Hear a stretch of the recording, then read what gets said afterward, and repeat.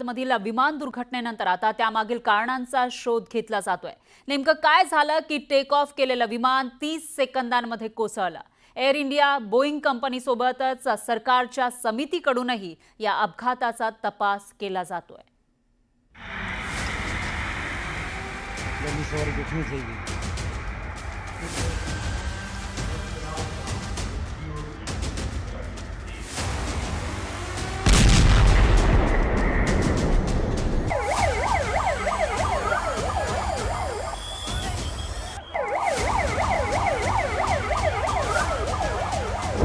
Air इंडियाच्या AI-171 Dreamliner विमानाचं गुरुवारी अखेरचं उड्डाण ठरलं। टेक ऑफ नंतर काही सेकंदात हे विमान कोसळलं।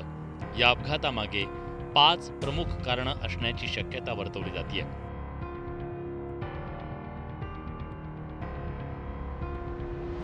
पहिलं कारण म्हणजे विमानाचं इंजिन बंद पडलं असावं। 2.5 लाख किलोहून अधिक वजन असलेल्या विमानाला हवेत घेऊन जाण्यासाठी इंजिनला प्रचंड ताकद आवश्यक असते आणि तिथंच विमानाच्या दोन्ही इंजिनची कसोटी लागते। दुसरं कारण म्हणजे पायलटकडून चूक झाली असेल किंवा चुकीच्या निर्णयामुळे विमान कोसळण्याची शक्यता असते। तिसरं कारण म्हणजे विमानाच्या इंजिनमध्ये तांत्रिक बिघाड, लँडिंग गिअर अर्थात चाकांमध्ये बिघाड, तसंच हायड्रॉलिक्स अर्थात उड्डाणासाठीच्या विंग कंट्रोल प्रणालीत बिघाड होऊ शकतो। खरं तर त्या माध्यमातून विमानाला दिशा देणारं रडार नियंत्रित केलं जातं। चौथं कारण म्हणजे खराब हवामान, हवेची दिशा आणि वेगामुळे विमानाचं संतुलन बिघडतं, त्यामुळे विमान कोसळण्याची शक्यता असते। पाचवं कारण म्हणजे धावपट्टीवर अडथळा निर्माण होणं। धावपट्टीवर अडथळा आल्यास पायलट अचानक काही निर्णय घेतो, त्यामुळे उड्डाणाच्या वेगावर मर्यादा येते।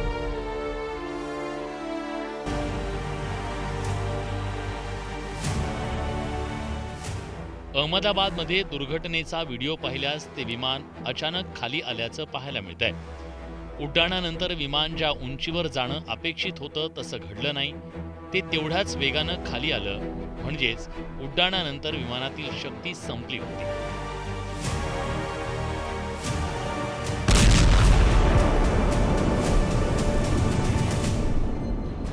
एअर इंडियाच्या अहमदाबाद लंडन फ्लाईटनं दुपारी 1:38 उड्डाण घेतलं। बोईंग 787 ड्रीमलाइनरमधील क्रू मेंबरसह विमानातील 242 प्रवासी होते। टर्मॅक अर्थात पार्किंग एरिया सोडल्यानंतर उड्डाण आणि काही क्षणात विमान 625 फूट उंचीवर पोहोचलं, पण अचानक विमान खाली येऊ लागलं आणि ते इमारतीवर कोसळलं।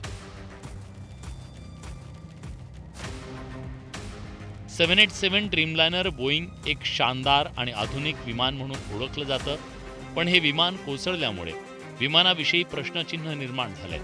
पण विमानाचं उड्डाण आणि विमान धावपट्टीवर उतरताना सर्वाधिक धोका संभवतो, त्यातही उड्डाणाच्या दरम्यान सर्वाधिक सावधानी बाळगली जाते। जगभरात होणाऱ्या विमान दुर्घटनांपैकी 35% दुर्घटना या उड्डाणाच्या दरम्यान होतात।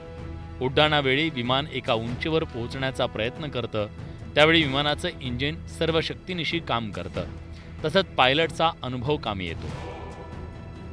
त्यावेळी चूक झाल्यास विमान कोसळण्याची शक्यता असते। अहमदाबाद विमान दुर्घटनेत नेमकं काय घडलं, नेमकी चूक कुठे घडली, चूक कोणाची होती, हे आगामी काळात स्पष्ट होईल। Bureau report, news 18 Lokmat.